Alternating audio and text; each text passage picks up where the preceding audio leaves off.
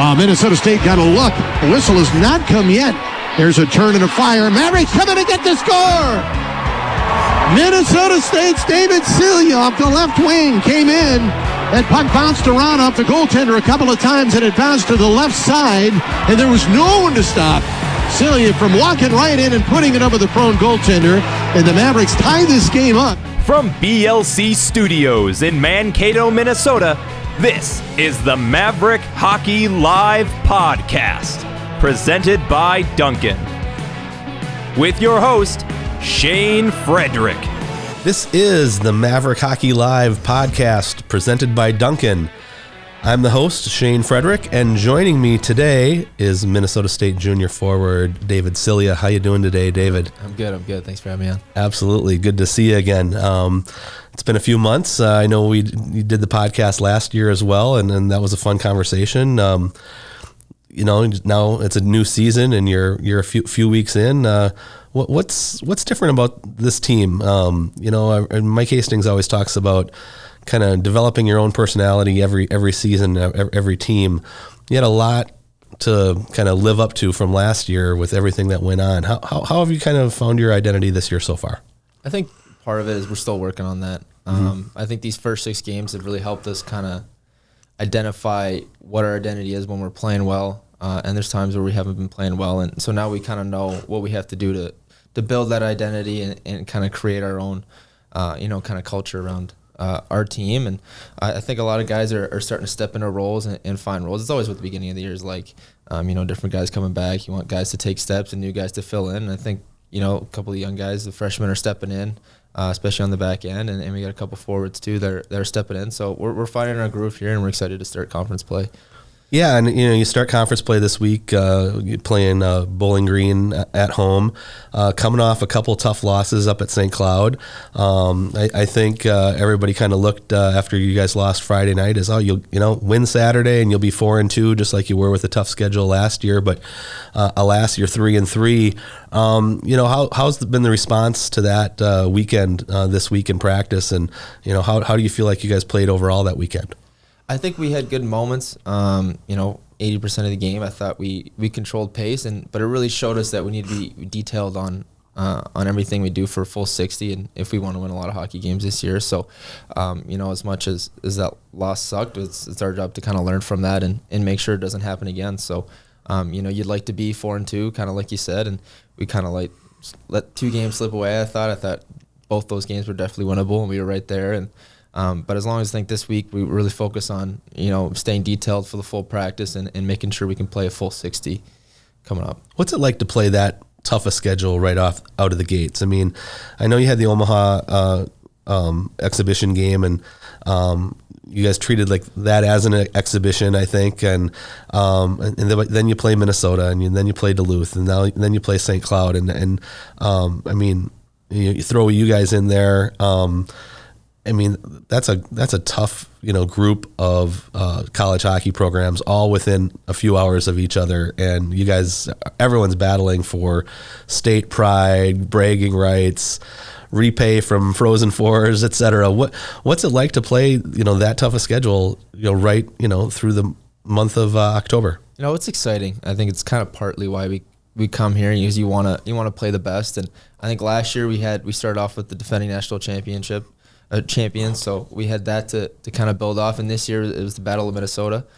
So they've each kind of taken their own character the first 6 games, and it's fun. You're traveling around to the different rinks, different atmospheres, all in state. We have a lot of Minnesota boys too, so building that rivalry was fun. And it really tells you where you're at and what you got to work on. And I think you got to be ready. And it's kind of what college hockey is about. You kind of starting off with that strong schedule is, I don't know, I like it. I think a bunch of the guys like it too, and hopefully we continue to do that. You and I talked about this a little bit last time, which was right after Hockey Day, when you had your hat trick on Hockey Day, and how much fun Hockey Day is and how much it means to Minnesota. But you said you have a lot of Minnesota guys on your team, but for you, even though you're Canadian, you have to feel, being a member of this team and seeing what those rivalries are like, you don't have to have grown up here to realize that, Gophers, Bulldogs, Huskies, Mavericks, throw in the Beavers, throw in the Tommies, eventually they'll be fine down the road.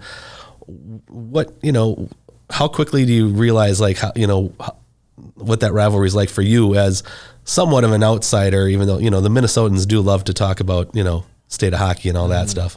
Yeah, what's nice too, it's funny, every time my parents come here, they feel like they're right at home. They feel like they're right in Canada, just the people and the way they love hockey. So, getting into that rivalry is pretty easy because it reminds me of home and kind of what hockey's like back there and what it means to Canadians, I guess, and Minnesota too. And you kind of hear the stories about, Will Hillman's dad Will's my roommate, and the stories of his dad playing up at the U and against different team and different rivalries. They got a lot of history to them. And so, getting a chance to play in those rivalries and kind of create them, like you said, going against St. Thomas, hopefully that's one that gets created over the years and kind of that old-time hockey that it's kind of fun. So hopefully we get back to that and build some good, because those are fun games to play in. And certainly the Gopher rivalry, it's funny that years and years ago when I was covering the team and it was kind of a one-sided rivalry, I think there was I can't even remember the number, but a long stretch of games where Minnesota State did not beat Minnesota. Now you look at, you beat them in a regional championship a couple years ago. You beat them in the Frozen Four last year. You start the season, going up there and taking a loss and then, having to bounce back the next night at home. That rivalry has really kind of grown. And really, it always seems to me that there's the geographical rivalries, but then there's the rivalries of teams when they are both good. And it really kind of sparks it amongst the players and the programs and the fans. Yeah. But I noticed the fans get into it quite a bit on Twitter too. Laugh at a couple tweets that they fire out too. But like you said, it's a great rivalry. It's built with a lot of history, and they're fun games to play in, and it's fun that we keep crossing paths. Talk about your off season a little bit, and how you prepared for this year. What obviously you got to play some key roles last year, and we talked about that a little bit, and kind of your job, on face-offs as well as killing penalties. Seems like you got a little bit more responsibility this year. That happens. People move up the line chart. They get older. They get better.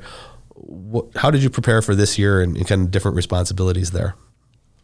I think just trusting my abilities and trusting the work that I put in. I think I didn't stress about, coming in trying to be this, trying to be that. I just focused on, surrounding myself with people that I thought can make me better back home and that really on my side to support me and make sure that I'm ready to go in this off season. I got a great trainer and Bob Pond back home. And so I really worked with him and kind of addressed some things. And then, coming in, we come here in the summer too. And that's a really good chance for us to meet the new guys and really gel as a team and find our role. And I think we did a good job this year of, really trying to get together and use that time. And, Inky, our strength coach, really pushed us in the gym too. So I think that played a big part in getting ready. And it's just coming in and trusting where you're at and, wanting to take that next step and more of a mentality than more than anything else. Sure. That makes sense. You're off to a pretty good start through 6 games with a couple goals, 5 points.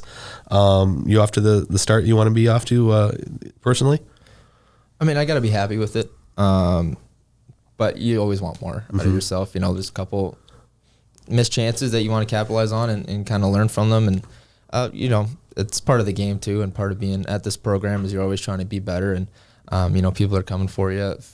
Like Bowling Green's going to come and want us. So we got to be sharp and, just always wanting more and expecting more of ourselves. I think that's something that Hasty kind of instills in us. And I think it's been a really, really good at improving every day and helped us be a better team. Is there certain areas that you work specifically where you'd like to see yourself improve or where you're specifically working on? I think they come up as game. You have a stretch of games where you're really good at this and then you kind of forget about that. So it's just balancing it all, I think. Details, the finer details are always something you got to touch on at the beginning of the year until they come back ingrained. So that's kind of what I've been focusing on right now. And then, as things come up, maybe it's, a quicker shot release on a certain play or they all kind of changes throughout the year, but just really continuing to assess and build is the big thing for me. So interesting. I think I've talked to a couple of guys about this before, and I've talked to Hasty about this. Getting back to that schedule that you guys have played so far, when you talk about trying to refine things and find the details and work on your game, and I brought it up with Coach about even what you're doing on a power play or a penalty kill. You don't have that stuff defined, until, a couple months into the season usually. And then but right away you're playing these teams where you have to be detail oriented. You have to have some semblance of a power play or a penalty kill. So it seems like a balance where you don't want to put too much into something, but at the same time you have to be, ready in all those areas. And I know you guys work on this and you guys, treat your training and your practice as professionals, but how does that balance out? I mean, you try your best. I think video does help a lot too, so you can kind of recreate those scenarios. But like you said, it's kind of hard to work on those things when you're not playing games. I feel like that's when you really get to touch on it, reflect it, when you start playing games and kind of refine those details, like you said. But I think the coaches do a good job of trying to create game scenarios where you're in positions where you'll feel that in a real game, so kind of mimic that same player or whatever. And I think it's kind of the only way. I mean, video too. I think Nodder and Paulie do a great job of really being detailed on the video, so that helps as well. When you guys watch video, like how much time in a given week do you spend on that, whether it's individually or as a team?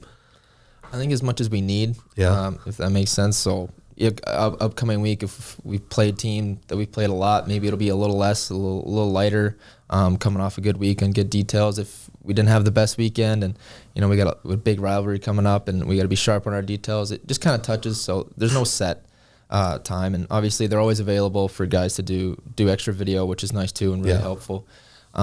So it all depends on a week, but usually we'll see, they usually keep it short, so they'll go before practice for 10, 15 minutes, power play, PK, 5-on-5 stuff. So they do a good job of showing us enough, but not too much. You can learn a lot from that, though, you feel like? Yeah, exactly. Yeah. You think, 10 minutes of video, you don't think as much, but when you're detailing, breaking down every play, it's all you really need to really digest it, go practice, use it, and maybe the next day work on something else so that we can kind of integrate it all. Because I know some coaches like to do the hour video sessions, and I've been in a few of those. You just get a little lost and you kind of forget the first thing you said. So, well, I suppose too. I mean, are there, you have to remember things from the video too. So if it's too much, and then you go back out on the ice, what parts are you picking up and what parts are you trying to refine on that.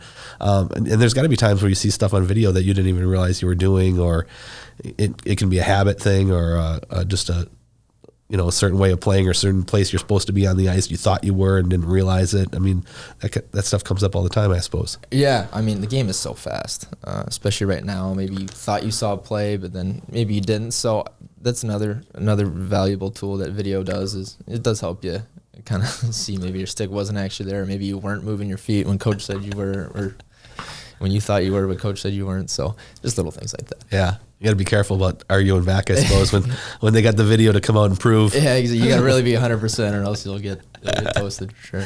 Yeah, that's pretty good. We were talking about those rivalry games, and I'm sure it was tough, playing the Gophers, that you ended up getting a 5-minute major and a game misconduct early on, and Coach Hastings talked afterwards. He's kind of a double whammy because you're a key penalty killer and area that you really have a lot of pride in your game on. When you're watching in that at that time, that was obviously a big moment in the game. Mavericks killed off the major. The crowd kind of got into it. Things started to sway the Mavericks' way, and eventually MSU won. What's it like for you? Where are you watching that? What are you doing in that situation when we don't get to talk to the guys who got the boot too often because they kind of disappear for the rest of the night? Yeah, I didn't know what to do with myself. I think I was pretty upset. I think I was in the gym at one point. I was in the training room. I was upstairs, downstairs. I was everywhere from that first 10, 15 minutes. So there's a lot of emotions going on, but it was nice to see the boys and the crowd rally around it and really help me out and kill that 5 minute off and then go to work and kind of put it to the Gophers and come back and win that game. So as much as it sucked being out of the game and wanting to help my teammates, I was proud of them to come together and help me out and win the game. Sure. I mean, and it's got to be difficult for anybody. So were you watching as you're pacing around and running around? I mean, you got different TVs on in different parts of the training area? Yeah, they had a TV on in the lounge, so I was watching there for a little bit. It was a little delayed, so when we scored our first goal, I heard everyone cheer, and then I saw it after, so that was kind of funny. But yeah, after I calmed down, I went up and watched it with the other guys in the third period. Sure. So saw it live. But yeah, it was funny to hear the building go wild before I saw the goal, but it definitely got me excited too. Oh, that's pretty good. That's good stuff. Cause it's just, I always wonder what happens to those players. Cause they kind of, and that was a tough one. Cause I think people thought the rule was going to be changed a little bit and maybe that wasn't as egregious as some checks from behind, and that, they were going to try to change that up this year so you don't get a game misconduct along with it. And obviously that wasn't the case. So, it's such a tough penalty when it's 5 minutes to begin with, but then you lose a player and you have to shuffle your whole, lineup around and change the way you're doing, especially at the time of the game that came. Yeah, definitely like for a ball and a couple of centers that they're giving me crap because I left the game early, so they really had to get up and down the sheet there. Yeah, so and then they're doing your job, right? Yeah, exactly. What do you like killing penalties? Is that? I know you've got more responsibility. You're doing some other things as well, but we talked about that a little bit last time. Is that something you've liked doing? And I know I've watched a lot of practices where Notter's running the PK and things can be intense out there. What's that like? Yeah, I love it. I love you're down a man, so you got to kind of rally around that and kind of bring the energy and hopefully swing the momentum like we were able to when I got that 5 minute. And like you said, it's something I take pride in and a role that I've kind of found myself in the last few years going back to juniors. So just trying to be detailed on it and definitely enjoy getting the opportunity to kill and appreciate it. Are you a shot blocker at all?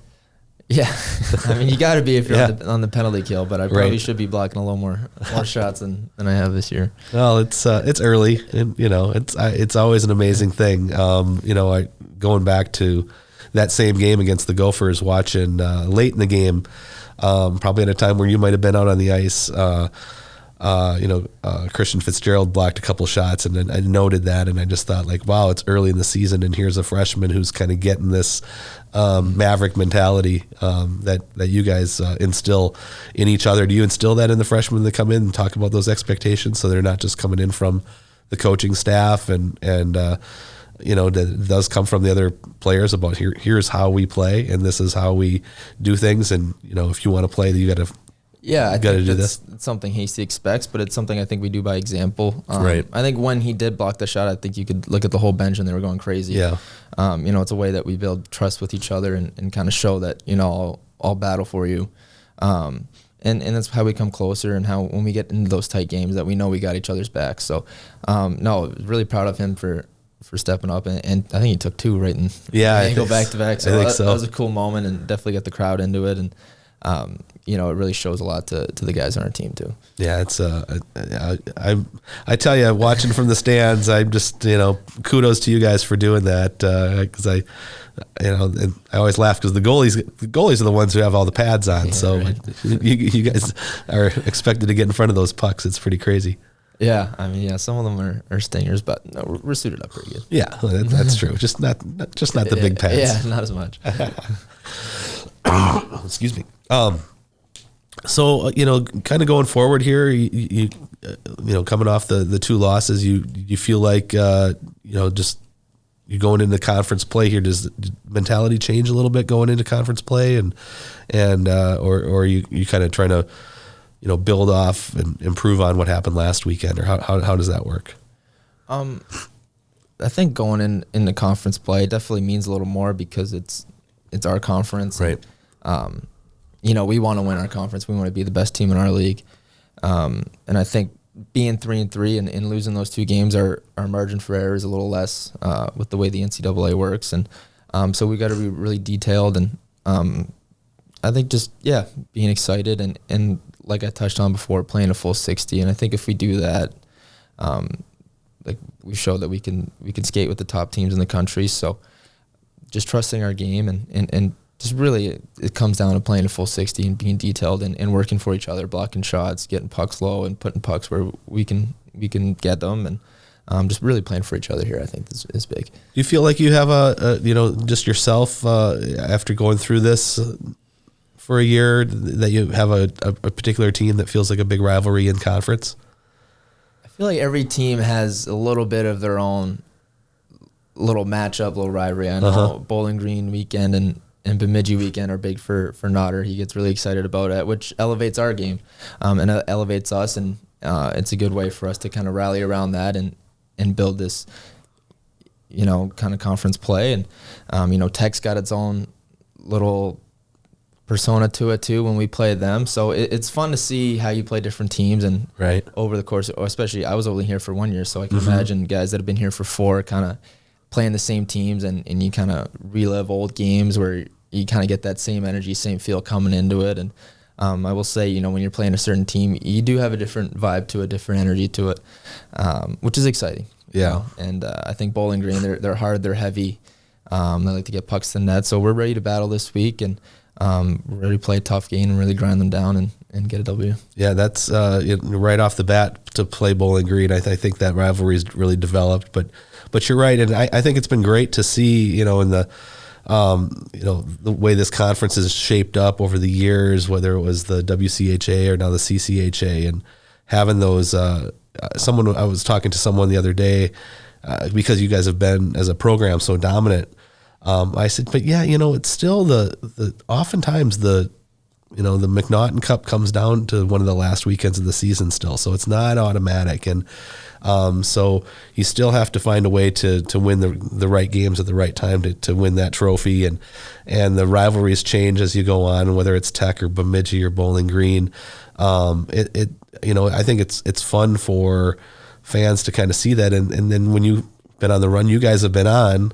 Now you feel, I'm sure everybody feels a little bit of pressure to you don't want to be the team to give up that cup. It's kind of almost got a permanent spot here in Mankato.